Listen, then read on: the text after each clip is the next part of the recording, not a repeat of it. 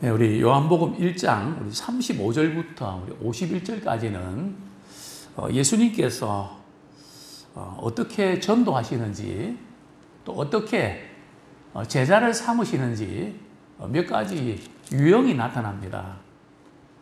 먼저 예수님께서 세례 요한의 그 두 제자 안드레와 우리 사도 요한을 이렇게 제자를 삼으시죠.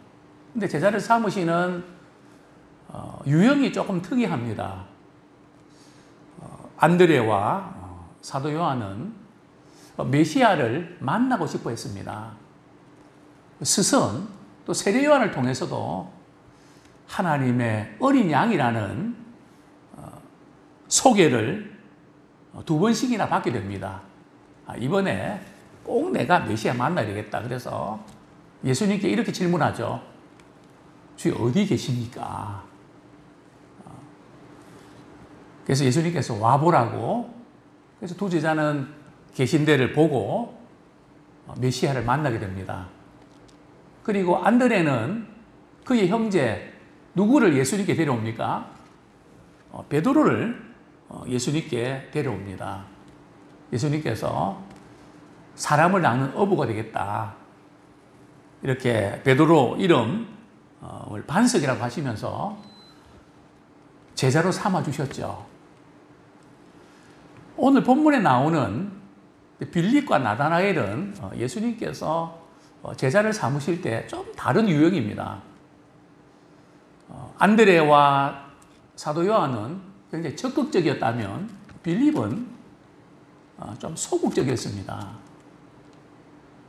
그런데 예수님께서 이 성격을 아시고 빌립에게 찾아오셔서 오늘 본문 우리 43절에 보면 예수께서 갈릴리로 나가려 하시다가 어디서요?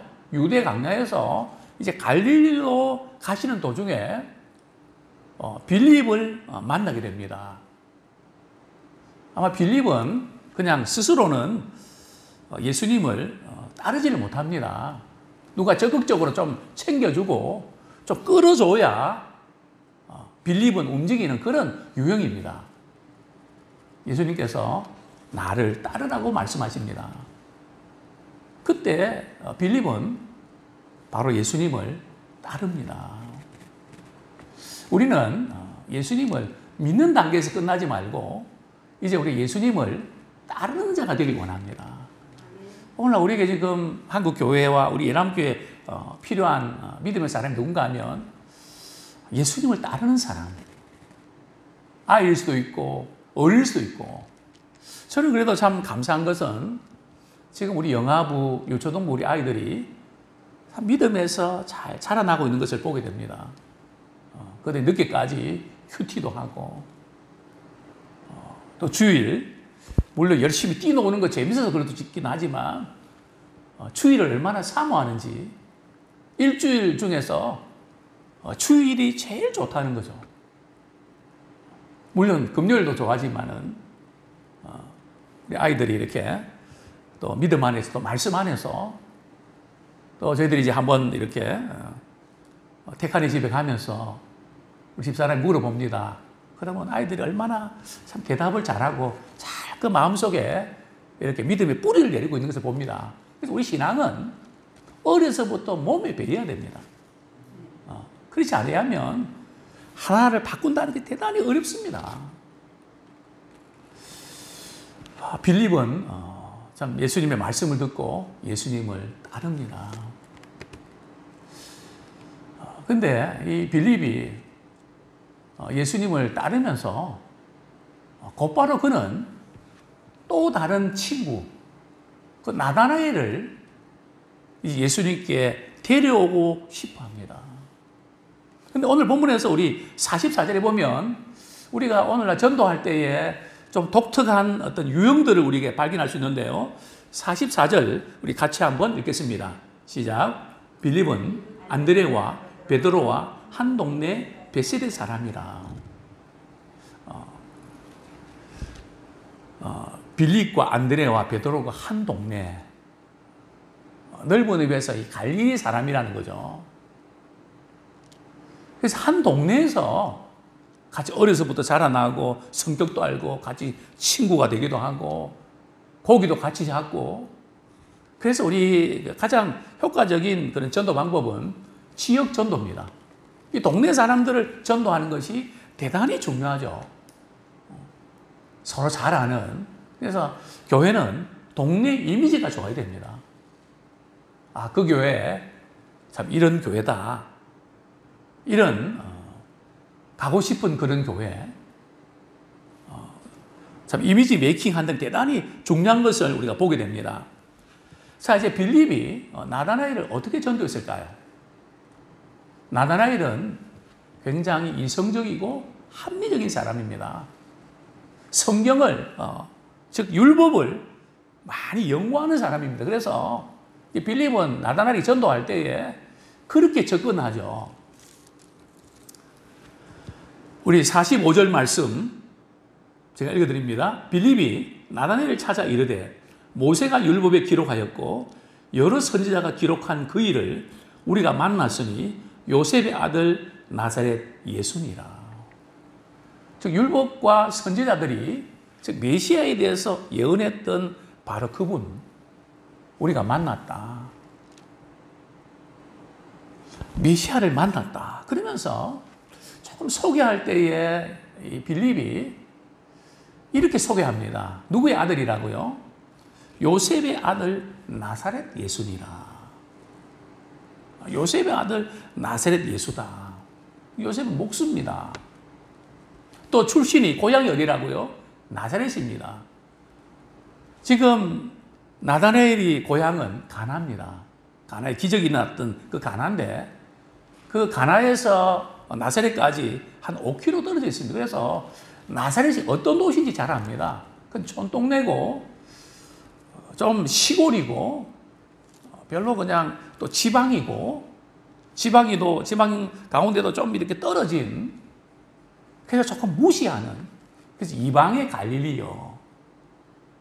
이렇게 조금 무시받는 그 동네 지칭이 됐습니다.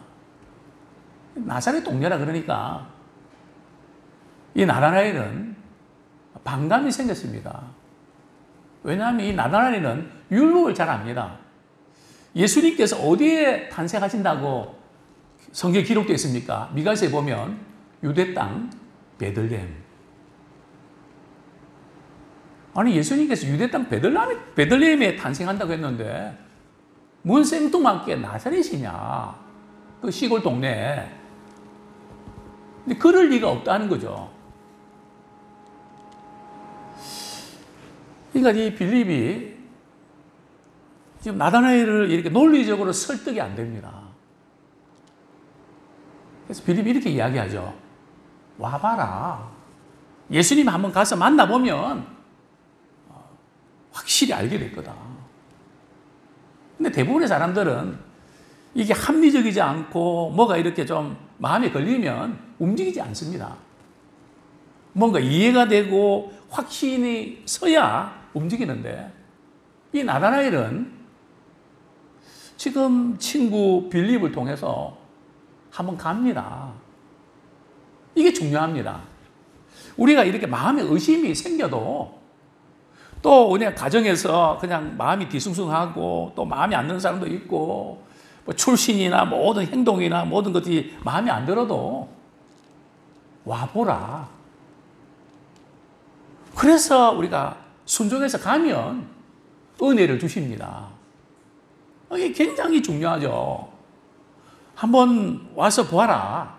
나다나엘이 예수님께 찾아옵니다.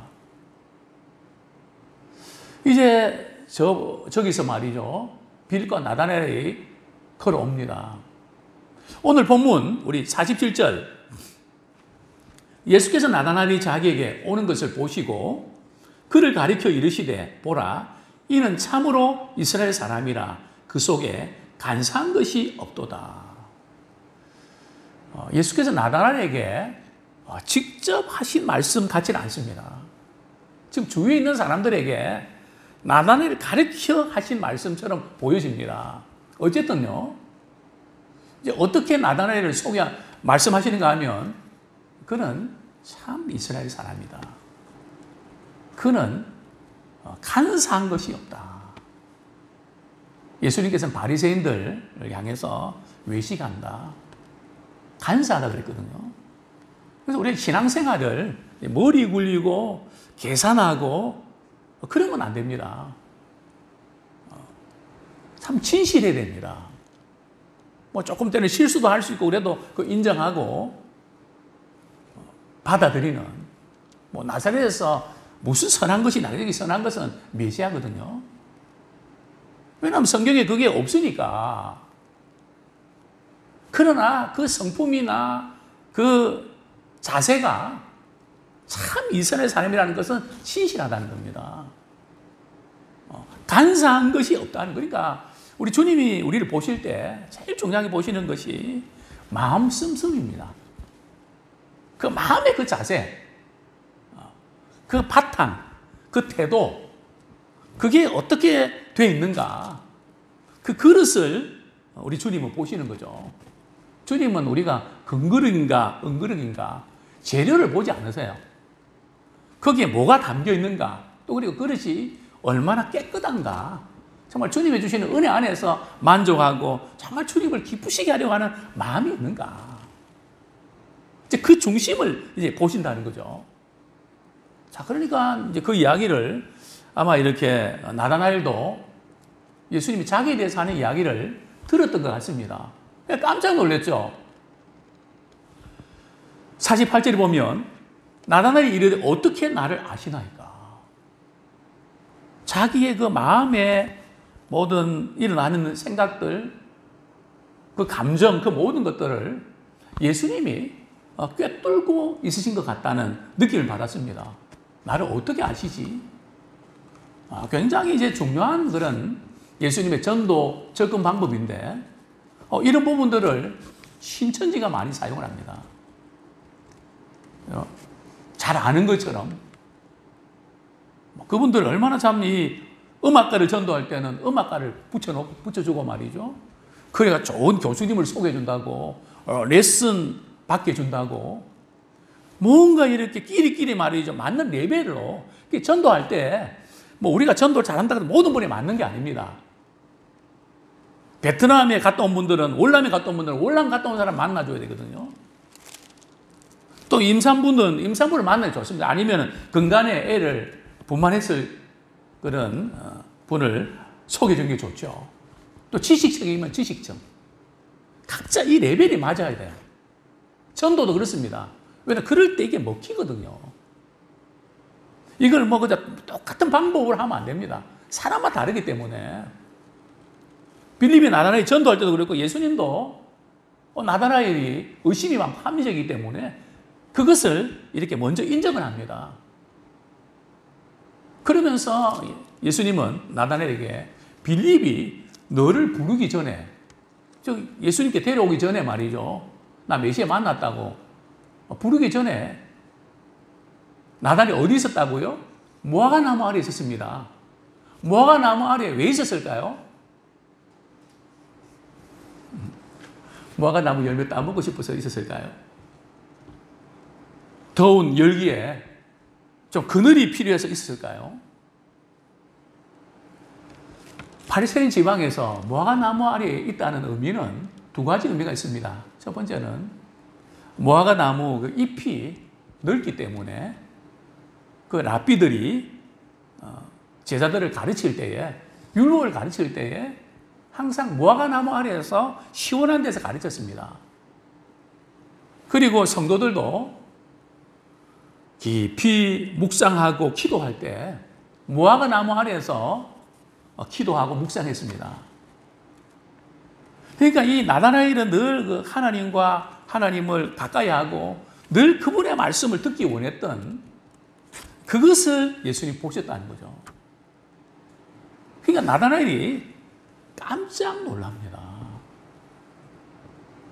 벌써 자신의 어떤 그 나사렛에서 무슨 선한 것이 나겠는가 하는 이런 불신과 모든 것들이 예수님의 이 말씀에 다 무너져 내리는 겁니다. 이게 정말 오늘날 우리 지금 현대 사회에 필요한 부분들은 그분의 심정이 어떠한지, 또 그분의 상태가 어떤지 알아주는 이게 굉장히 중요합니다. 왜냐하면 너무 바쁘고 너무 힘들기 때문에 당신이 내 마음을 어떻게 알아? 아무도 내 마음을 몰라. 또 우리 교회에 오면 탈북자가 교회에 와서 적응이 어려웠다 그럽니다. 이제 왜 그런가 하면 북한에 있었을 때하고 남한에 교회 갔을 때가 비슷하다는 거죠. 뭐가 비슷한가 하면 수령님하고 하나님만 바뀐 것 같다는 거죠. 뭐 큐티하면서 서로 삶 나누는 게 서로 말이죠. 뭐 이렇게 누가 뭐 했고 말이죠. 뭐 그거 보고하고 뭐 삶나는 비슷하죠. 그리고 훈시 내용을 보면 하라 하지 말라 말이죠. 뭐 설교 내용이 하라 하지 말라 그러니까 이게 뭐 교회 오니까 이게 연장선이 있다는 거죠. 그래서 너무너무 힘들었다 이야기하거든요. 그 문화가 나중에 은혜 받고는 이해가 됐는데 처음에는 되게 어려웠다는 거죠. 그래서 정말 오늘 이 시대에 좀 필요한 것은 그분이 마음이 열리기 전에는 무언가를 요구하고 이런 것들이 대단히 조심스럽습니다.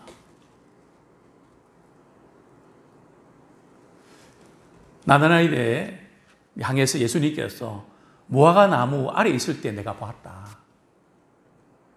깊이 알려주고 같이 아파하고 그래서 여기서 우리는 또 알 수 있는 것은 우리가 때때로 신앙생활 하면서 또 봉사하면서 또 주님 몸된 교회를 섬기면서 낙심될 때가 있지만 말이죠. 분명한 것은 주님은 우리의 그 모든 것을 다 아신다는 거예요. 우리의 마음의 상태도 아시고 경제적으로 어려운 것도 아시고 왜 그런지도 아시고 그 가운데서도 우리 주님은 일하십니다. 그러니까 우리의 어떤 현재의 삶을 보면서 내가 이런 가운데 뭐 할 수 있겠냐. 그것 때문에 우리가 좌절할 필요가 없죠. 주님은 다양한 방법으로 일하십니다. 이 나다나엘이 이렇게 고백합니다. 당신은 하나님의 아들이시요 당신은 이스라엘의 임금이십니다. 정확한 신앙 고백을 하게 되죠. 예수님께서 또 이렇게 말씀하십니다. 내가 너를 무화과 나무 아래에서 보았다 함으로 믿느냐? 이보다 더 큰 일을 보리라. 우리 51절 말씀 읽고 우리 말씀을 정리하겠습니다. 시작.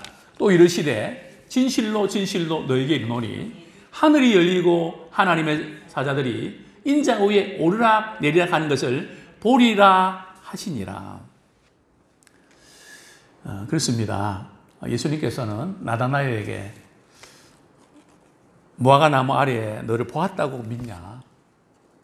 앞으로 예수 그리스도를 믿으면 주님과 깊이 교통하고 교제하는 그런 특별한 은혜를 경험하게 될 거다. 야곱이 꿈에서 주님의 천사가 나타나서 사닥다리에서 오르락 내리락 하는 그것을 봤던 것처럼 우리 그리스도인에게서 최고의 기적과 축복은 주님께 예배드리고 주의 말씀을 우리가 듣고 묵상하고 또 기도하면서 주님과 교통하는 이것이 최고의 축복입니다.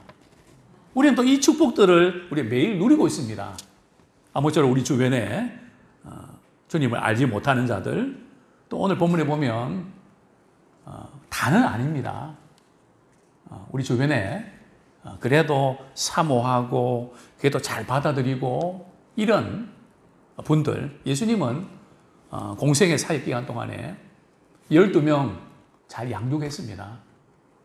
우리는 그 부분 안 되는 그 부분 위해서도 우리가 기도하고 최선 다하지만 그 가운데서 우리가 조금 관심 가지고 신경을 써주면 따라오는 분들 있잖아요.